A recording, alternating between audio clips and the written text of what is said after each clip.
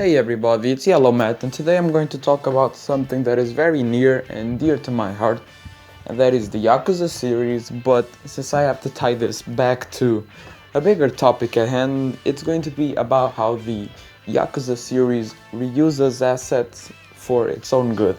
So if you've been in the AAA space for a while, you probably already know that asset reuse is something that companies do a lot. For example, in mission structures, they have these big open worlds with no reused assets, but then the actual missions themselves are pretty much just filler arcs. So when they do that, Yakuza takes a different approach. Since Yakuza doesn't have big budgets, they don't have AAA budgets. They have AA budgets at that. Even if at that, the series is not a high budget series, but it is a pretty popular series and it is a pretty graphically amazing series for its budget. So how did they do it? So first, usually open world titles just go for these big ass expanses of world without much to do in them. Without, like all of the missions are like the same three missions, just in a different place in the game world. And I think that this comes from the idea that games just don't want us to keep us in the same place for a while. Like, we have to have new things, even though those new things are just old things in a different place. But it's seeing new things, the glitter in our eyes when we see new things. And the Yakuza series takes a completely different approach to that. So for the record, I've played like 4 Yakuza games. I've beaten 4 Yakuza games, and I'm in almost exactly the middle of Yakuza 4, the 5th one. So I think I'm pretty qualified to talk about the series' use of assets and how it improves on itself. So without further ado, let's begin. So all of the Yakuza games, if you haven't never heard of it, they're this series about crime. This open world, sort of open world, is more like an open district, but sort of open world, kind of crime game with loads of mini games. People call it a spiritual successor to Shenmue. I never played Shenmue, so I can't talk about that, but that's what they call it. So you're kind of seeing the style of game. If it's like Shenmue, but with more is plot. It's complicated to explain. It's basically an open world with a crime story and a lot of mini games. But all of these games, all of them, they sometimes add new locations, but most of them take place in a singular city. And that is the city of Kamurocho. And the city itself is a pretty beautiful city. They have a lot of things to do. It's also a pretty small city, which helps because it feels like a real city. It doesn't feel like a big world with nothing. It's a very small world. Like, you could walk across it in less than 10 minutes if you wanted to. Like, you could do that. But where it truly shines is that it is packed to the brim with content. And that is the thing that the Yakuza team does better than any other developer, in my opinion, is how they use the base that they've got to increase the amount of content, meaningful content, that they can pack into their games. So let's look at everything you can do in Yakuza 0. So let's remind you that this is all built using previously made assets. So they can just ship out these games faster. And what do they change? So the city is the same, right? But everything is completely new. The story is completely new. The combat is pretty much the same, just with improvements. So that is also reused assets. For example, the animations are reused. Things like that. And then the sub-stories are completely different. The side quests, the mini-games are also reused. And they also add some new mini-games. So you think they don't change that much, and they don't. But it's not about changing. If it ain't broke, don't fix it. Especially since the Yakuza team has got one of the most innovative formulas in the video game industry. They're the only ones that do that kind of brawler Japan simulation crime story kind of thing. They're the only game that does that. So it doesn't really matter if they like just keep on repeating or they keep on improving on the same formula, because so far their formula is so unique that there really can't be no competition. Somebody try to make a game like Yakuza, they would fail because they don't understand what makes it special. But okay, I'm digressing here. The main point I was trying to make is why this reusing of assets is key to the game, and it is because these games, what matters here at the core is, like Nagoshi has said, the core of the Yakuza series is human drama, right? And this human drama, they release a new game every year, so you can see the characters' age and things like that. But it helps keep the human drama in focus because they don't have focus on the technical aspects of the petty aspects of building the game world. They don't have to model everything new. They don't have to make entire new characters with entire new combat styles. Because of this reuse of animations, they can focus on adding more side quests to show human drama, or adding more activities for the protagonists to do, which expands on the characterization of these protagonists. So by focusing on story and on characters, rather than packing the open world with senseless things that don't matter, the Yakuza team, Ryuga Gotoku Studios, has got the recipe for basically adding content without making it seem stale. Even though the world is the same, they just add content in a way that doesn't feel stale, because they focus on the important parts of their content. That is not the world.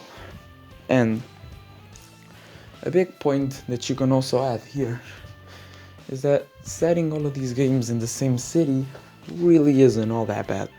Like, you might think that it is bad, but hear me out. So you are used by now that each and every new AAA open world game needs to have a different world to be interesting. Needs to have completely different characters. You know, like Metal Gear Solid 5, The Phantom Pain, it needed to have a new open world because that is the big trend, and a new place for you to explore, for you to get lost in. Even the only company that truly understood what open world meant, the only two companies that to me have truly understood what it meant, are Nintendo and Sega. And that's completely stupid, but they understand what it. I haven't played The Witcher 3, so I heard that also has extremely good content spread across the open world, so that may be that. But the way these two companies have understood the open world is, Nintendo understands the exploration aspect of an open world, right? Nintendo's games are built in a way that, they're designed in a way for you to, you experiment with something, and, there's a 99% probability that Nintendo has done that, has thought about that, and they're going to reward you for it. For example, in Mario Odyssey, no, this is not about Breath of the Wild, but in Breath of the Wild, if you try to, throw a rock down a hill, just a randomly placed rock, you might get a reward for it. So that's amazing. And the other way for an open world is just to be packed with so much content. It can be small. Nobody explores the world of Yakuza, but it is packed with content. So every time you walk across it, there's something going on, and it feels alive, because you can not do that, but if you go and do that, that's a whole new different sub-story, which is gonna take you 10 minutes to do. So these two different approaches to open world gaming are still very good, and I love how Yakuza does it. But one thing that Yakuza also does, it's make the city of Kamurocho, where all of these games take place in, it makes it a character. And the city, it changes with the protagonists. The people in the city change, but most importantly, the buildings change. So, but the Yakuza 0, it all revolves around this plot of land that you sort of have to take. You sort of have to take for your Yakuza boss. So that's what the game revolves around. They want this little plot of land, and if they get this little plot of land, they can make a whole huge building on the area around that whole plot of land. So basically, the plot of land is the key, because the Yakuza own all the buildings around it, and they need to own that little plot of land to be able to make this huge tower, which is going to grant them millions of buckaroos. And you are stuck in the middle of this crisis. You, Kazuma Kiryu, and the other protagonist, Goro Majima, are trapped in the middle of this crisis. But eventually, in the end of Yakuza 0, you solve this crisis, and the plot of land goes to the Yakuza. And they build a new tower. It is said in the post-credits, in the credits sequence, that they build a tower there. So then you go back to it in Kiwami, back to the same city, and boom, look, right up there, on that plot of land there was just once a bunch of buildings, is now a huge, gigantic tower. And you just kind of go, wait a minute, I helped build that. I am a part of this city as well. And it seems like such a minor thing, but I've never played a game that made me feel like I was a part of the history of the city.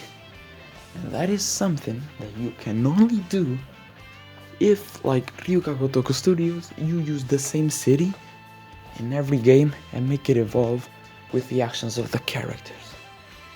So now, to wrap all of this up, do I think that asset reuse has its place in video games? And yes, absolutely yes. And it cannot be expected, even though that's what companies want to do, to make every asset new again. For them, they can, like, make us feel bad, like, ooh, video games cost so much to develop nowadays. Well, big fucking news, they don't. Just reuse assets like the Yakuza team, instead of making a whole fucking empty world every time you try to make a new game.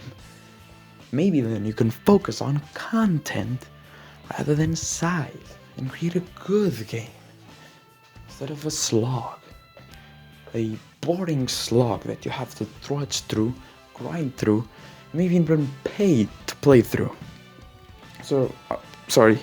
Well, of course, I'm just pissed at this, but now, yes, to finally